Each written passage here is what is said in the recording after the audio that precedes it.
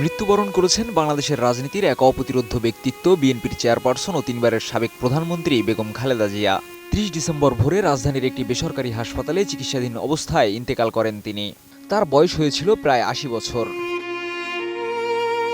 বাংলাদেশের ইতিহাসের প্রথমে নারী প্রধানমন্ত্রীর মৃত্যু ঘিরে শোকের ছায়া নেমে এসেছে দেশসহ আন্তর্জাতিক অঙ্গনেও।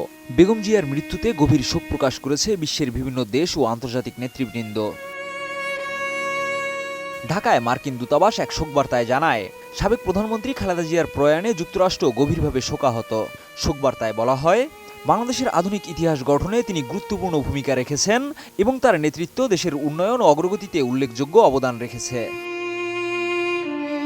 পাকিস্তানের প্রধানমন্ত্রী শাহবাজ শরীফ সামাজিক যোগাযোগ মাধ্যমে এক্সে দেওয়া এক বার্তায় গভীর শোক প্রকাশ করে বলেন, খালেদা জিয়া ছিলেন পাকিস্তানের একজন নিবেদিত প্রাণ বন্ধু। শোকের এই মুহূর্তে পাকিস্তান সরকার ও জনগণ বাংলাদেশের মানুষের পাশে রয়েছে। তিনি মরহুমের আত্মার শান্তি কামনা করেন। এছাড়া পাকিস্তানের উপপ্রধানমন্ত্রী ও পররাষ্ট্রমন্ত্রী ইসহাক দারও এক শোকবার্তায় খালেদা জিয়ার মৃত্যুতে গভীর শোক প্রকাশ করেন এবং শোকসন্তপ্ত পরিবারের প্রতি সমবেদনা জানান। RICL TMX, যুগের পর যুগ স্থাপনা থাকে মজবুত। চীনের প্রধানমন্ত্রী লি কিয়াংও বেগম খালেদা জিয়ার মৃত্যুতে গভীর শোক জানিয়েছেন। প্রধান উপদেষ্টা অধ্যাপক মোহাম্মদ ইউনূসের কাছে পাঠানো এক শোকবার্তায় তিনি বলেন, খালেদা জিয়া ছিলেন বাংলাদেশের একজন প্রবীণ রাজনীতিক এবং চীনা জনগণের একজন পুরনো বন্ধু। তার প্রধানমন্ত্রিত্বকালে চীন ও বাংলাদেশের মধ্যে দ্বিপক্ষীয় সম্পর্ক উল্লেখযোগ্যভাবে জোরদার হয় বলেও উল্লেখ করেন তিনি। এছাড়া প্রতিবেশী দেশ ভারতের প্রধানমন্ত্রী নরেন্দ্র মোদীও সামাজিক যোগাযোগ মাধ্যমে এক শোকবার্তায় বেগম খালেদা জিয়ার মৃত্যুতে গভীর দুঃখ প্রকাশ করেছেন।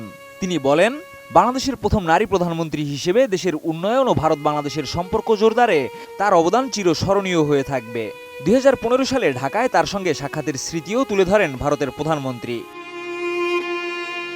পাশাপাশি বেগম জিয়ার মৃত্যুতে শোক জানিয়েছে ফ্রান্স, যুক্তরাষ্ট্র, অস্ট্রেলিয়া ও ইউরোপীয় ইউনিয়ন সহ বিভিন্ন দেশের কূটনৈতিক মিশন।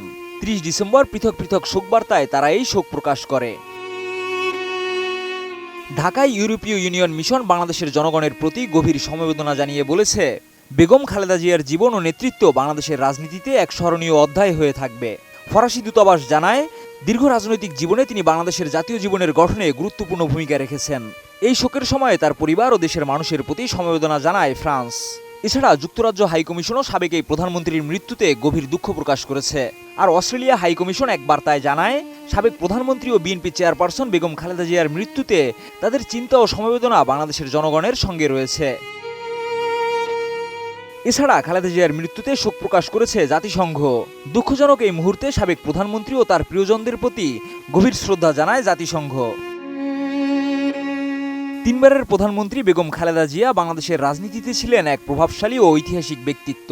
তার মৃত্যুতে দেশ ও দেশের বাইরে সব জায়গাতেই শোকের আবহ বিরাজ করছে।